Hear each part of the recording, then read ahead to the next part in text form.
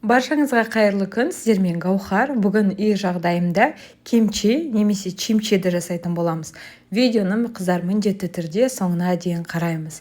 Бұл рецепті әркім әртүрлі қылып жасайды. Мен көбіне үйдегі бар ингредиенттен жасауға тырысамын, бірақ та дәмі енді қыздар керемет дәмді, кез келген тағаммен ұсынуға болады. Алдымен бізге ең бірінші кезекте пекин жапырағы керек. Сыртын бір жуып аламыз, одан кейін видеодағыдай екіге бөлеміз. Әрбір осылай жапырақтарына енді тұзды себетін боламыз. Егер де чимчидің ащы болғанын қаласаңыз, онда тұзын көптеу сепкендеріңіз дұрыс. Сол кезде сіздің кимчиіңіз ащы болады.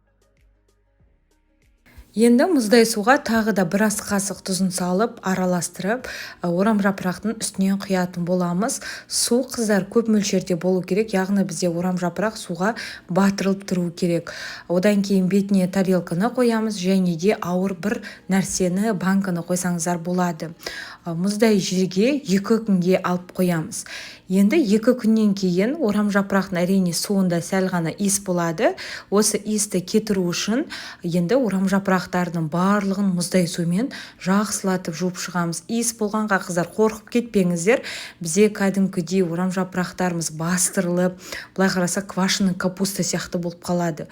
Сол себепті мұздай сумен жуған кезде иісінің барлығы да кететін болады. Қыздар, алдында мен кимчиді жасаған кезде бір тәтті болғар бұрышын және де ащы бұрыштан қолданған едім. Маған сол әдіс қатты ұнады.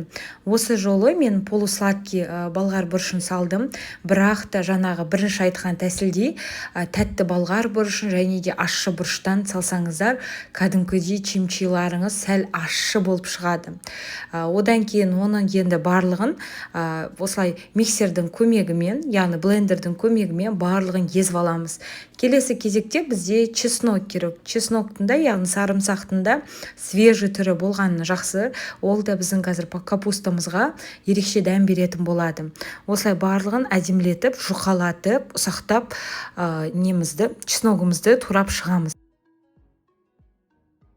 Енді капустаның үстінен ащылау болған осы полусладкий болғар бұрышын қосамыз. Чесноктан саламыз, кориандрдан да қоссаңыздар болады. Дәміне қарай паприка, сәл ғана тағы да қызыл бұрыштан да салуға болады. Тұзды да салып, барлығын жақсылатып, араластырып, мұздай суды құямыз. Мұздай суды құйып, тағы да бір 1-2 күнге алып қоямыз. Яғни біздің капустамызға бұл приправалардың барлығының дәмі шығуы керек, сіңуі керек. Сонымен қатар достар, егер де YouTube каналыма тіркеліп қойсаңыздар, осындай бір жаңа рецепттер шығып жатса, сізге бірден хабарлама келіп отырады. Ол үшін сіздер қоңыраушаның белгісін басасыздар.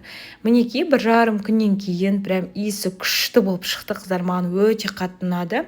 Енді арнайы осылай әйнек ыдыстарға, шыныларға біздің кимчиларымызды саламыз. Дәмі енді керемет, күтірлік болып шығады. Міндетті түрде жасап көріңіздер. Ал егер де сіздің өзіңіздің бір басқаша бір тәсіліңіз болса, комментарияға жазып бөліссеңіздер болады. Мінекей үстінен енді суын құйып, кез келген тағаммен ұсына беруге болады. Дәмі енді қыздар шынымен де керемет болып шығады. Ең бастысы жасалу жолы оңай, барлығын кесіп салып қоя бересіздер, және де 2-3 күнде сіздің салатыңыз дайын болады. Рецепт ұнап жатса лайк басып парақшама тіркелеміз. Ас болсын, сіздермен бірге болған Гаухар.